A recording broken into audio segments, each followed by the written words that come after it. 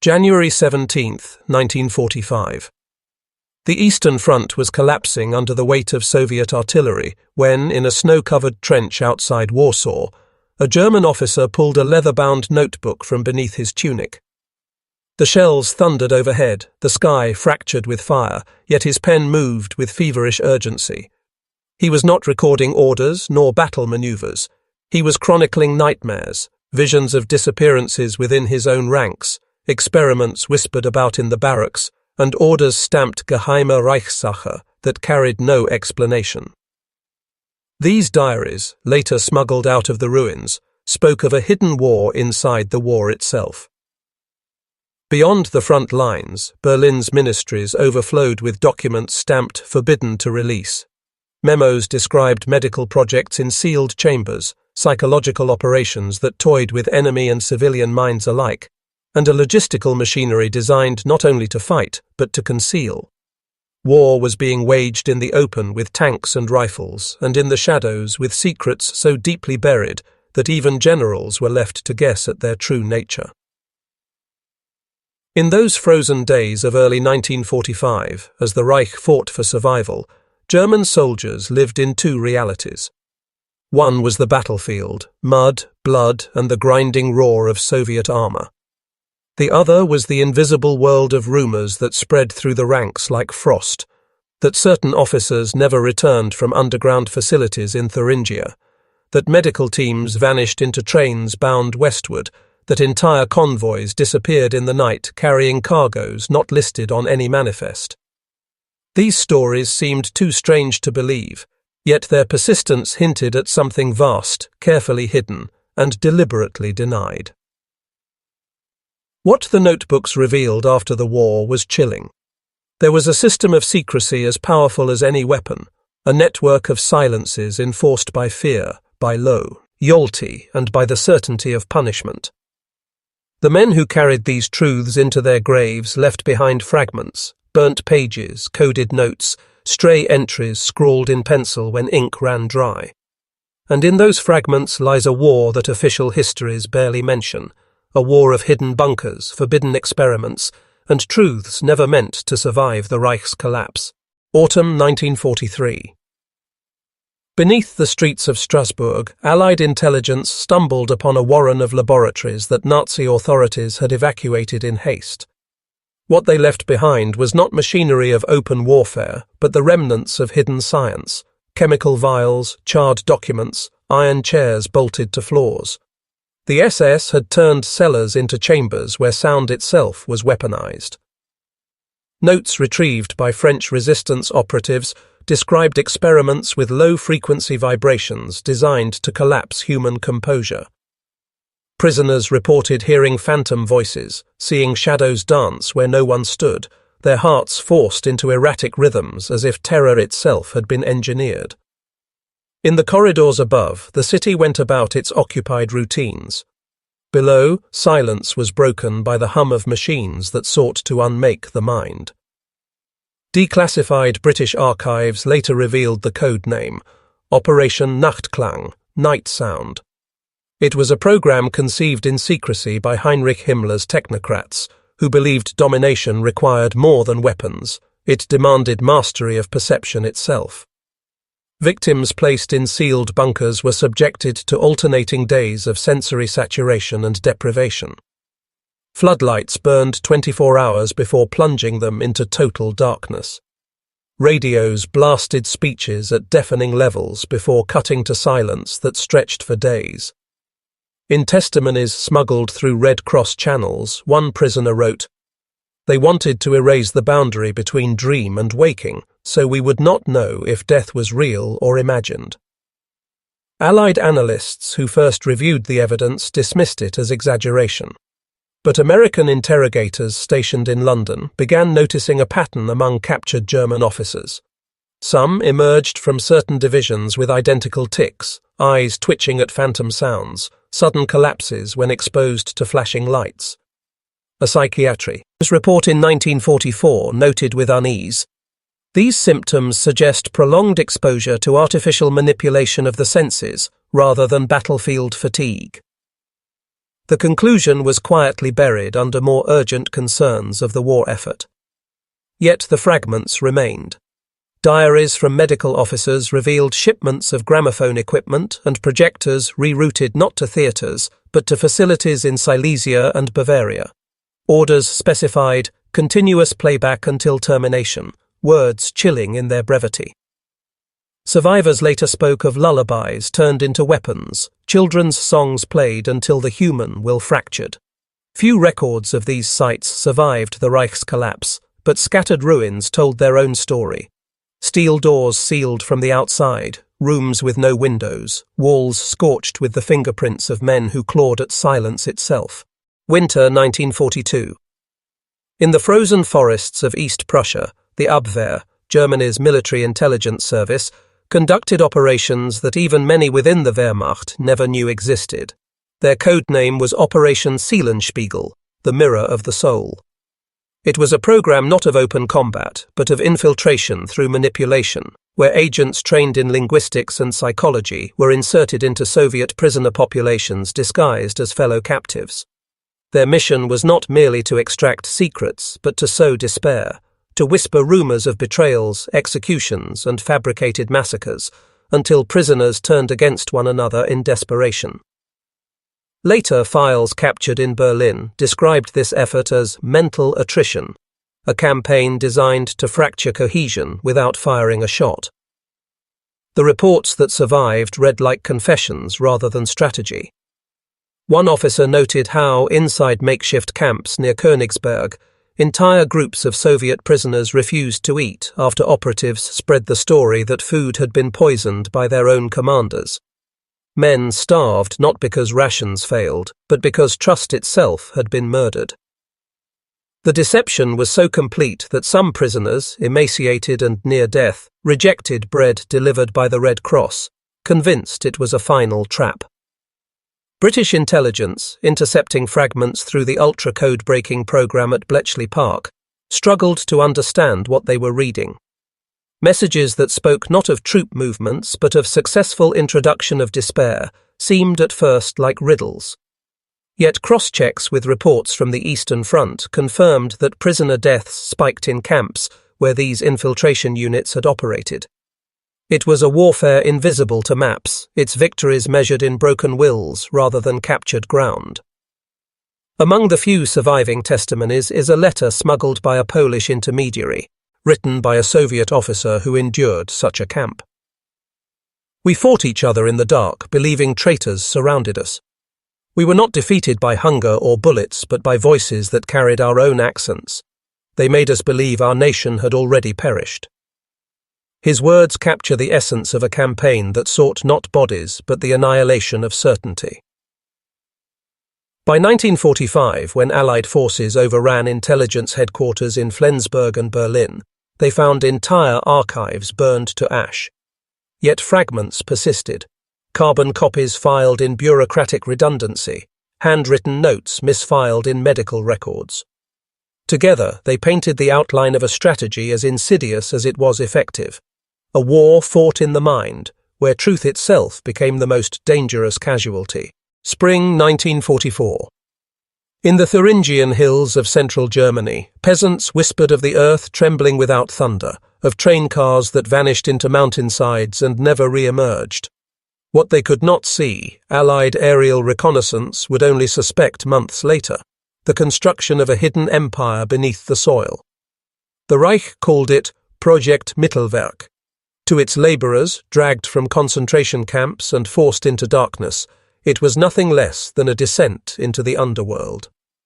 Here, beneath Konstein Mountain, tunnels stretched for miles, carved by dynamite and human hands under SS supervision. The air stank of dynamite dust, sweat and blood. Prisoners laboured 20 hours a day, their bodies collapsing under stone ceilings that dripped with condensation. Guards reported production quotas, not lives.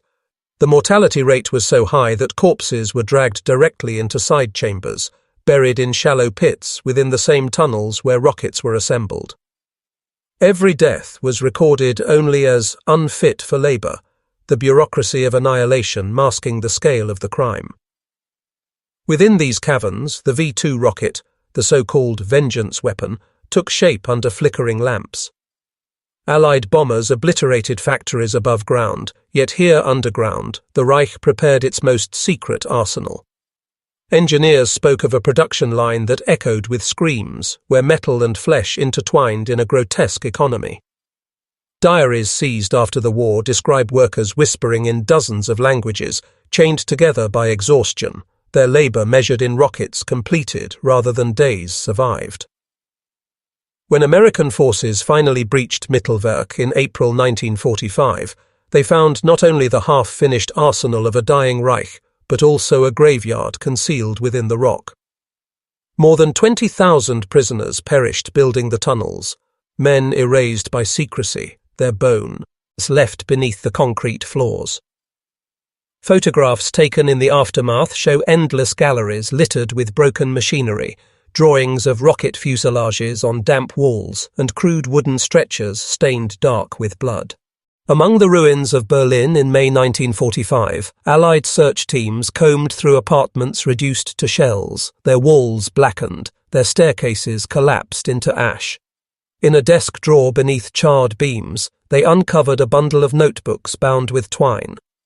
They were written by a Wehrmacht officer stationed on the Eastern Front, pages hidden from official dispatches. His entries did not speak of battlefield maneuvers or victories to be announced by radio broadcasts. Instead, they recorded what orders forbade: the starvation of entire villages, the burning of homes, the sound of children's cries muffled by snow as soldiers passed without pause. Censorship in the Reich was absolute, yet diaries became acts of rebellion. Soldiers were instructed never to write of atrocities, to reduce horror to sterile language like pacified or secured. But in the solitude of barracks, by candlelight, men scribbled truths they could not carry in silence. In one diary captured near Smolensk, a conscript wrote, "We burned them alive inside the barn. The officer said it was necessary.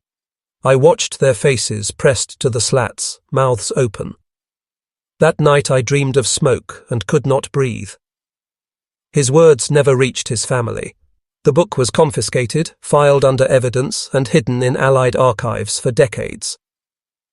In American repositories, thousands of such notebooks remained classified until the late 20th century.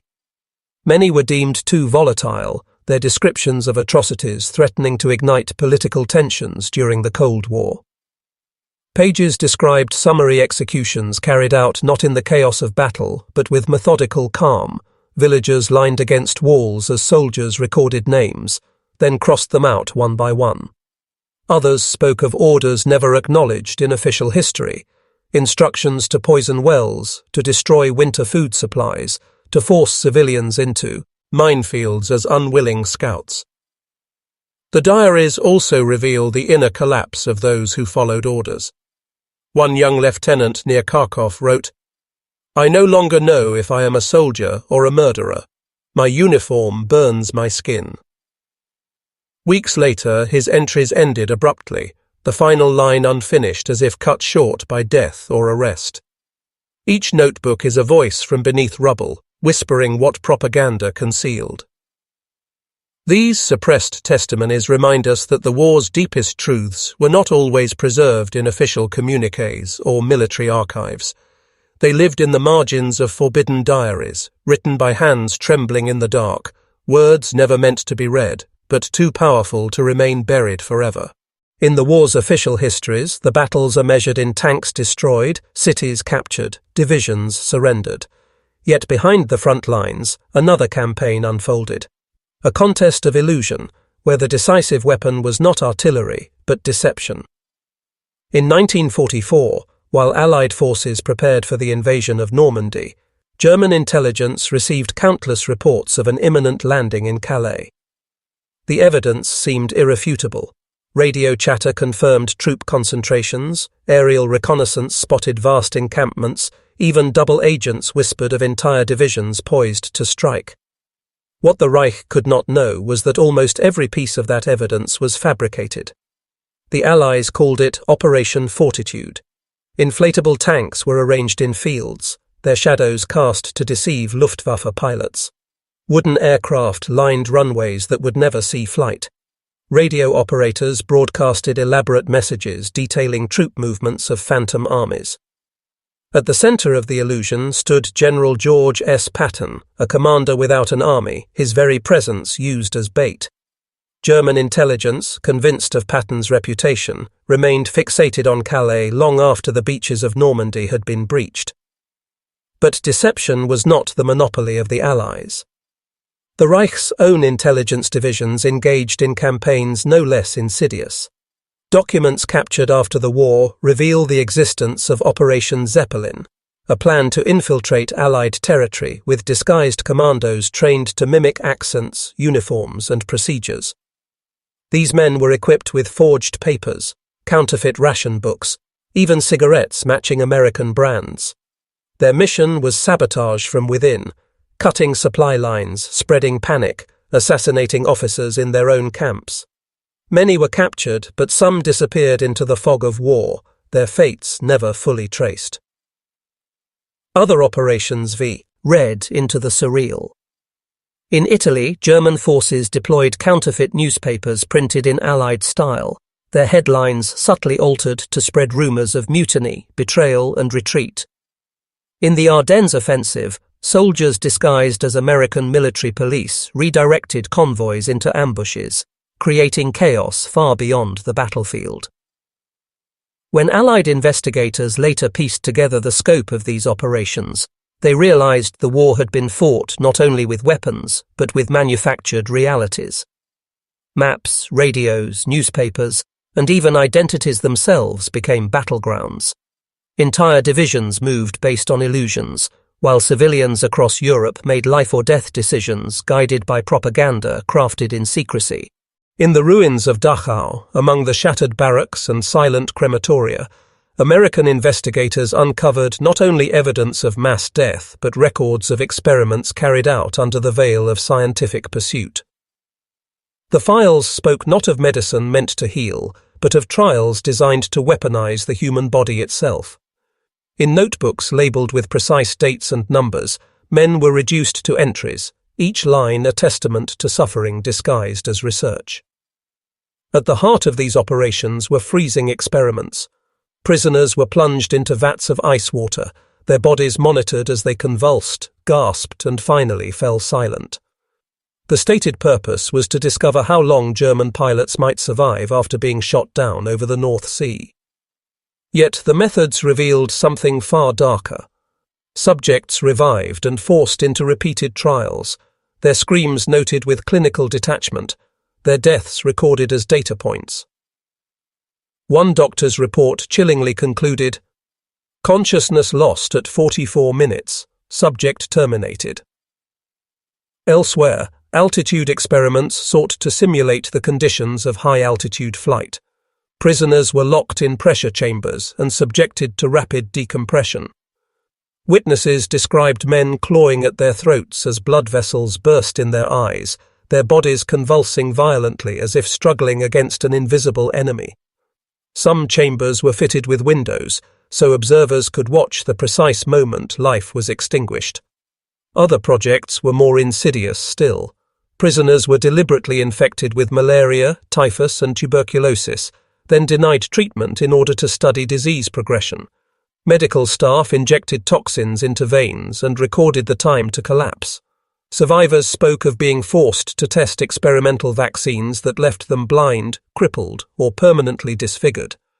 These men and women were not patient. They were instruments in a laboratory of cruelty, their humanity erased by the pursuit of knowledge twisted into obedience to ideology.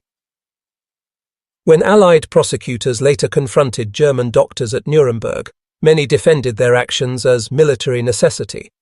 Yet the evidence revealed not necessity, but obsession, a belief that the human body could be dissected, manipulated, and broken in the name of national survival. Thousands perished in chambers and wards designed not for care but for torment. Their names rarely appeared in official records. Instead, they were numbers in ledgers, erased from history even as their bodies were consumed by fire. Amid the wreckage of the Reich, investigators uncovered not only weapons and documents, but objects that defied classification. In castle vaults and abandoned estates, Allied officers found crates filled with medieval manuscripts, astrological charts, and ritual artifacts. These were the traces of an obsession that ran like a hidden current beneath the Reich's machinery of war, the pursuit of occult knowledge. At the center of this obsession stood the Ahnenerbe, an SS institute founded under Heinrich Himmler. Its mission, cloaked in the language of research, was to uncover the ancient roots of the so-called Aryan race. Expeditions were dispatched to Tibet, to the Middle East, to the frozen caves of Iceland.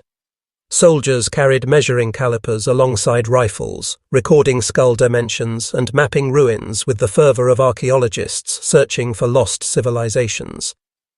The archives that survived the war contain sketches of runic inscriptions, diagrams of sacred geometries, and even correspondence describing the energetic resonance of ancient sites.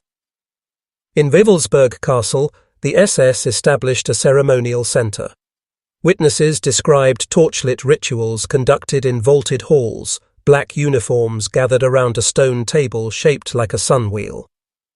Whether these ceremonies held strategic value or served only to reinforce myth is uncertain.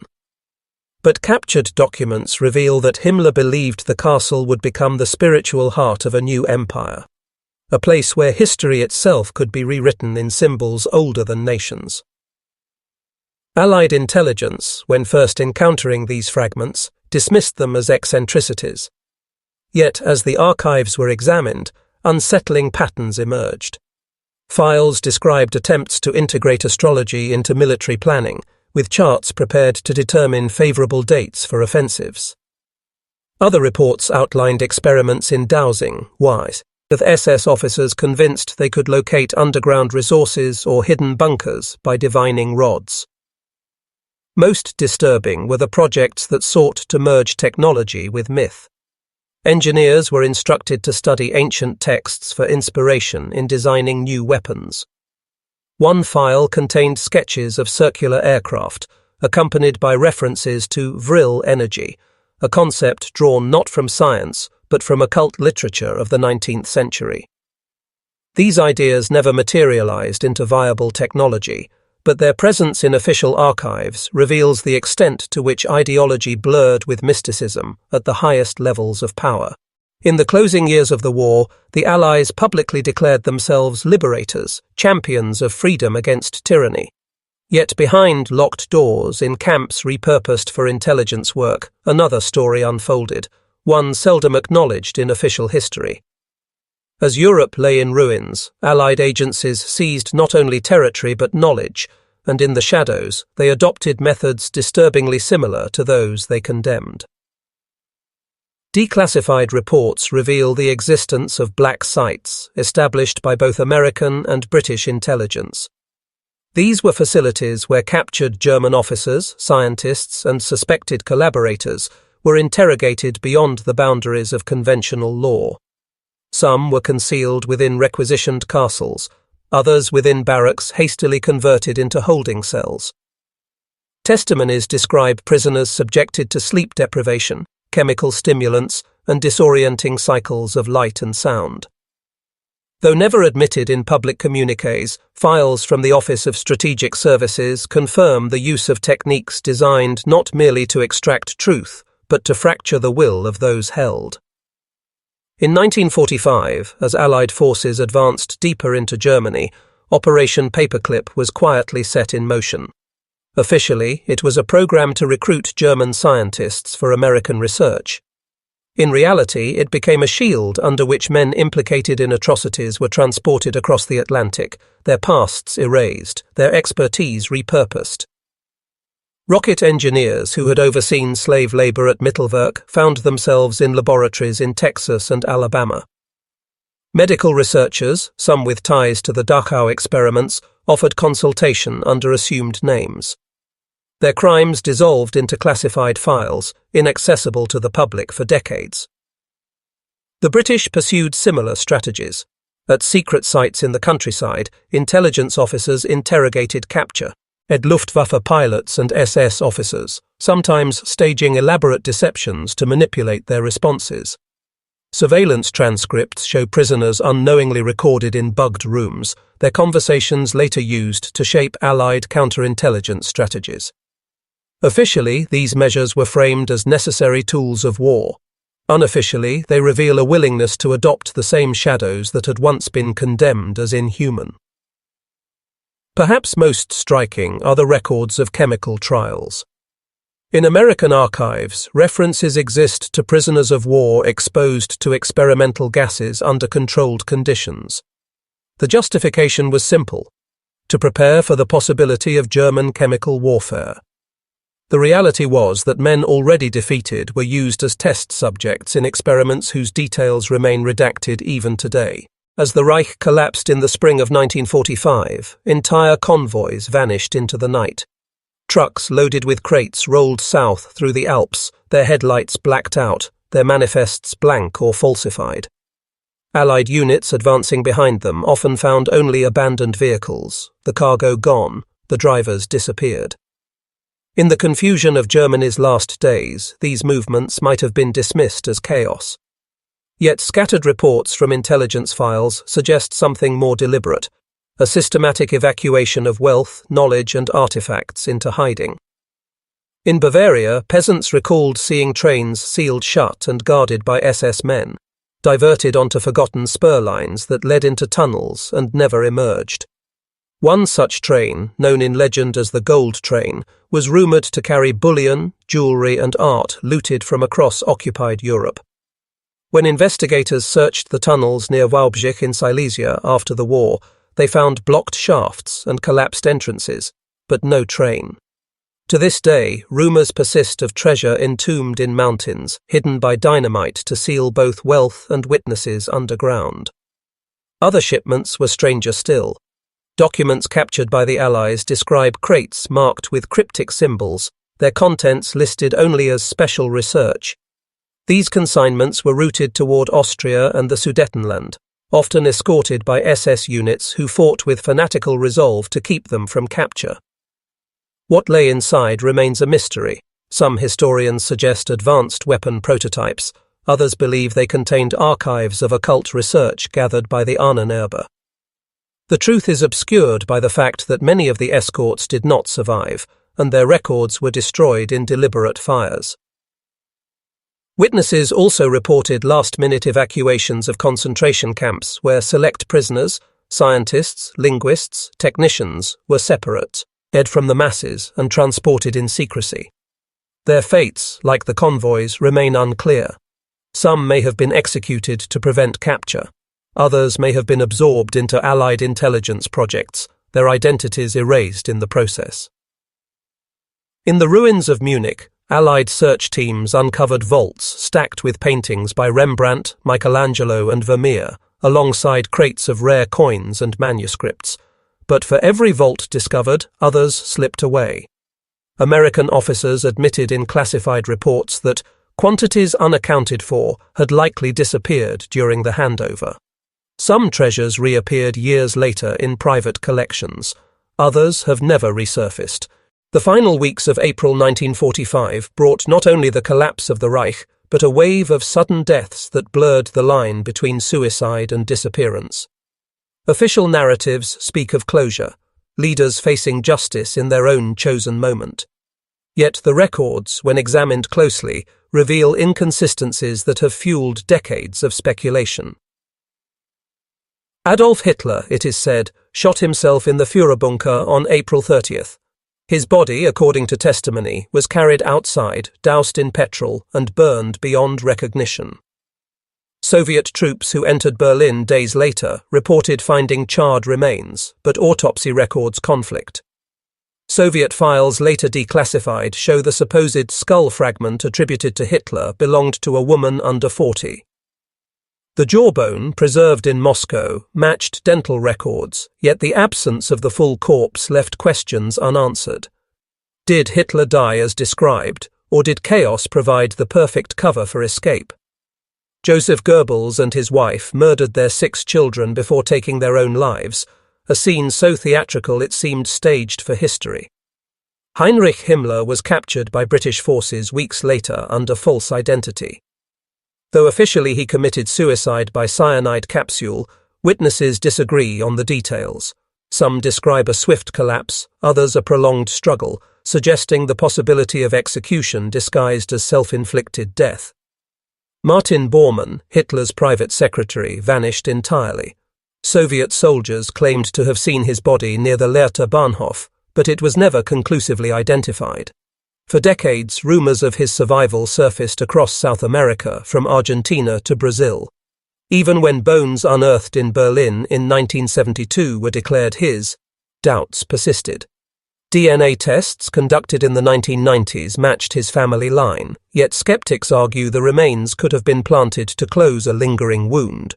In history, other officials likewise disappeared into shadow. SS officers with knowledge of secret projects were last seen boarding convoys headed toward the Alps. Some were rumored to have joined werewolf resistance units, preparing guerrilla warfare against occupying forces. Others were quietly absorbed into Allied custody, their names altered under intelligence programs. The Reich's leadership dissolved not into neat endings, but into a haze of contradictions. Bodies half-burned, identities obscured, testimonies conflicting. These final days were not only the end of a regime, but also the birth of mysteries that have never been resolved. The suicides recorded in official communiques may have been genuine, or they may have been camouflage for fates far stranger, hidden beneath layers of secrecy and rumor. The war ended not with clarity, but with silence. Cities lay in ruins, millions displaced, the Reich reduced to ash. Yet among the rubble, questions remained, questions buried under official communiques, sealed archives, and carefully curated histories. The victors wrote of liberation, of justice at Nuremberg, of a world restored to order. But beneath that surface, fragments told another story.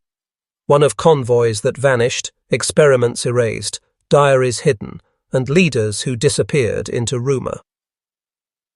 The archives that trickled open in the decades that followed revealed a pattern of suppression. Not all truths were deemed suitable for public memory. Some were locked away to protect alliances in the emerging Cold War. Others were concealed to shield institutions from shame. Still others were lost altogether, destroyed by design in the Reich's final weeks, when flames consumed paper faster than advancing armies could seize it. Yet history has a way of leaving echoes. A half-burned diary in a farmhouse cellar. A tunnel bricked shut in the Bavarian hills.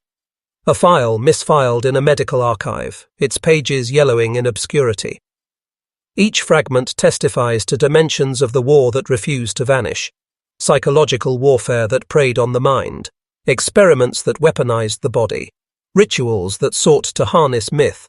And operations so secret they blurred the line between reality and illusion. For the survivors, memory itself became contested ground. Those who spoke were often dismissed, their accounts branded exaggeration or propaganda.